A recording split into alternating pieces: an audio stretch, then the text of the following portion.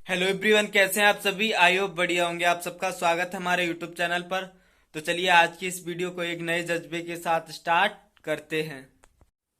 और मैं आप लोगों को बता दूं, 2-3 दिन हो जा रहे हैं तब से मेरी कोई भी वीडियो नहीं आई है।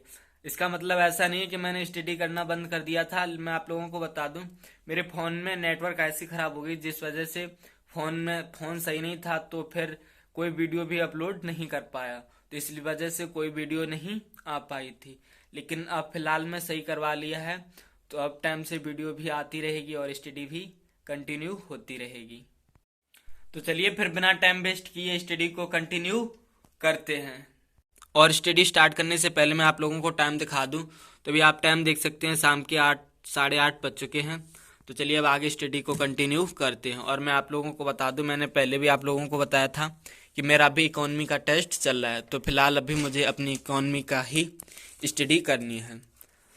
तो आगे हम स्टडी करते हैं। तो मैं आप लोगों को बता दूं, मुझे फिलहाल में अभी कौन कौन टॉपिक पढ़ने हैं। तो अभी मुझे सब्सिडी वाला जो इकोनॉमी में चैप्टर है, सब्सिडी वाला, वो पढ़ना है। उसके बाद एम एस पी एम, ये देखो मैं आप लोगों को दिखाता हूँ।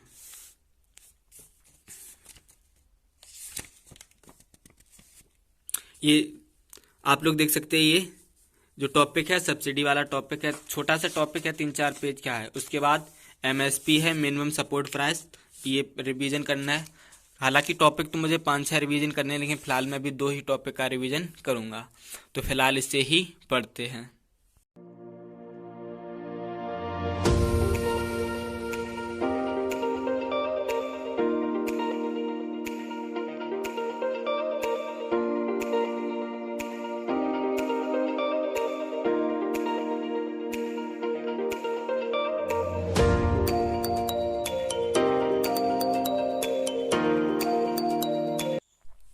फाइनली यार, अभी मैं अपने इकोनॉमी के नोट्स का रिवीजन कर चुका हूं, जिसमें मैंने आप लोगों को बताया था कि मुझे सब्सिडी और एमएसपी पढ़ना है। तो सब्सिडी 2 प्रकार की होती है, एक प्रत्यक्ष और एक अप्रत्यक्ष। प्रत्यक्ष जो जिसका बजट में विवरण होता है, और दूसरी अप्रत्यक्ष जिसका बजट में विवरण नहीं होता है। और फाइनली उसके लाभ चुनौतियां थी वो पढ़ी। उसके बाद डब्ल्यूटीओ में इसके जो प्रावधान है वो मैंने देखे। आगे एमएसपी था, एमएसपी भी मैंने रिवाइज किया है। तो फाइनली चलिए फिर इस नोट्स को अभी यहीं पर बंद करते हैं, आगे अपने दूसरे नोट्स का रिवीजन करते हैं। सो फाइनली मैं अभी अपने इकोनॉमी के नोट्स का रिवीजन कर चुका हूँ। और अभी मुझे अपना पैट के में जो मैंने फॉर्म डाला था उसके लिए पढ़ना है। और मैं आप लोगों को बता दूं, इसी 29 तारीख को मेरा एग्जाम भी है। और मेरा सेंटर काफी दूर गया है, मेरे यहाँ से लगभग 200 किलोमीटर या 150 170 किलोमीटर पड़ता है यहाँ से, जबकि यूपी में ही है।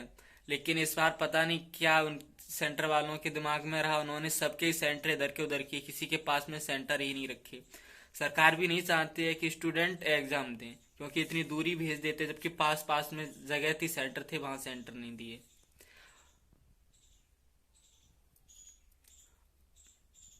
तो चलिए फिर उसका रिवीजन करते हैं। मैंने पहले भी आप लोगों को बताया था कि मेरे पास जो बुक है वो अंकित भाटी सर की है, यानी रोजगार वेद अंकित जो चैनल है यूट्यूब, उन्हीं के पब्लिकेशन की है। बुक काफ़ी अच्छा है, तो इसलिए। और ये बुक मैंने नहीं, मेरे फ्रेंड ने ली थी, तो उसी से मैं लेकर के आया था। और जो यूपी से बाहर है वो लोग पूछते हैं कि भाई ये पैट क्या होता है। तो मैं आप लोगों को बता दूं, यूपी में स्पेशल एग्जाम होती है पैट। जैसे टीचिंग के लिए टेट सीटेट क्लियर करना होता है, उसके बाद देख सकते हैं भर्ती। इसी हिसाब से यूपी में पैट एग्जाम क्लियर करने के बाद का जो यूपीपीसीएस की तरफ से जो आती हैं पोस्टें, उनमें फॉर्म तभी डाल सकते हो जब पैट क्लियर होगा। तो ये एक प्री एग्जाम होती है जो क्वालिफाइंग होती है, मतलब इसे पास करना जरूरी होता है। तो इस वजह से मैंने फॉर्म डाला था। हालांकि मेरा कोई इतना इंटरेस्ट नहीं, हालांकि जैसे वीडियो की वगैरह भर्ती आ जाती हैं तो उसमें हेल्पफुल रहता है, उसमें मांगते हैं, तो उसमें सोचा अगर आ जाती है तो एक बार चांस दे सकते हैं, क्या जाता है। तो इस वजह से मैंने फॉर्म डाल दिया था। तो फाइनली अभी इससे मुझे पढ़ना है, तो चलिए फिर इसकी स्टडी करते हैं।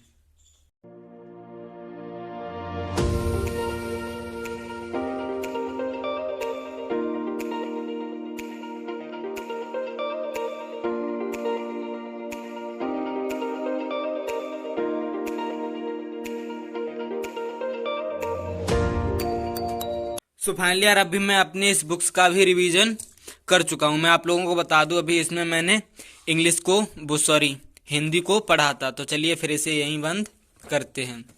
और मैं आप लोगों को बता दूं मैंने कई बार बताया था कि जैसे आप प्रिपरेशन स्टार्ट कर रहे हैं तो आपको पहले पेपर एनालिसिस करना चाहिए, यानी मतलब प्रीवियस ईयर देखना चाहिए कि पेपर कहाँ से बना, कहाँ से क्वेश्चन पूछे जाते हैं। तो इसके लिए काफी लोग कमेंट करके भी पूछ रहे थे भाई कहाँ से PYQ किसका लें, मतलब प्रीवियस ईयर क्वेश्चन पेपर किसका लें किसका नहीं। तो मैं आप लोगों को बिल्कुल सरल आइडिया बताता हूँ। आप यूपीएससी की वेबसाइट भी छोड़िए, गूगल पर सर्च कीजिए यूपीएससी मेंस पेपर सन 2023, ठीक। उसमें डाल दोगे पेपर फर्स्ट सेकंड थर्ड करके डालते रहना, चारों पेपर निकल आएंगे। ऐसे ही करके 22 डाल देना, 21 डाल देना, हर साल की सन डाल देना और पेपर फर्स्ट सेकंड थर्ड करके डाल देना। यानी आप चारों पेपर डाउनलोड कर लोगे, फ्रंट पेज पर साइट खुल के आ जाएगी, डायरेक्ट PDF मिल जाएगा।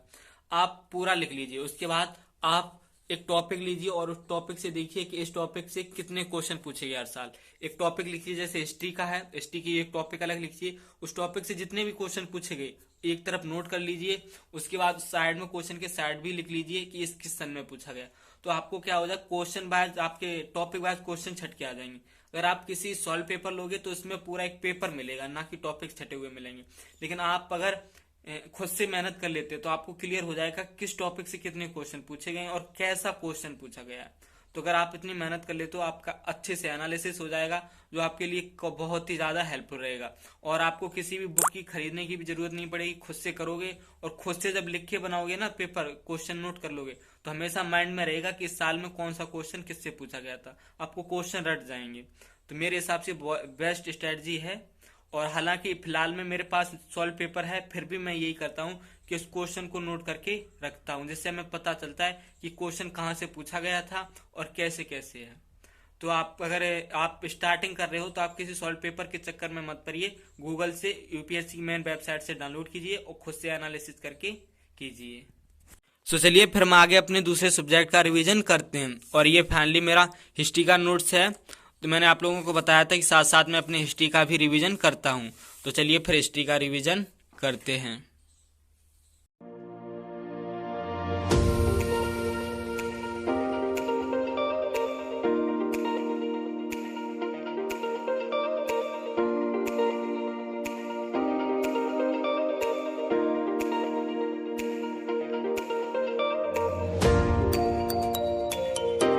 फाइनली मैं अभी अपनी हिस्ट्री के नोट्स का रिवीजन कर चुका हूं। तो चलिए फिर इसे यहीं पर बंद करते हैं। और अभी मैं आप लोगों को टाइम दिखा दूं तो भी आप टाइम देख सकते हैं, 12:51 यानी 1 बजने वाला है।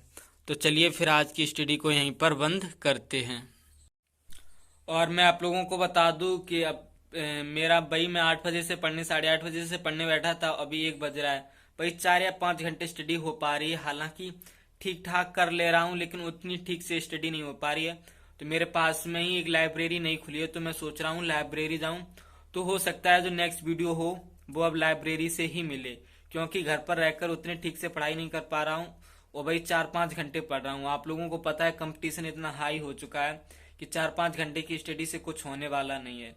तो सोचता हूँ कि नाइट में अब लाइब्रेरी ही जाने लगूं।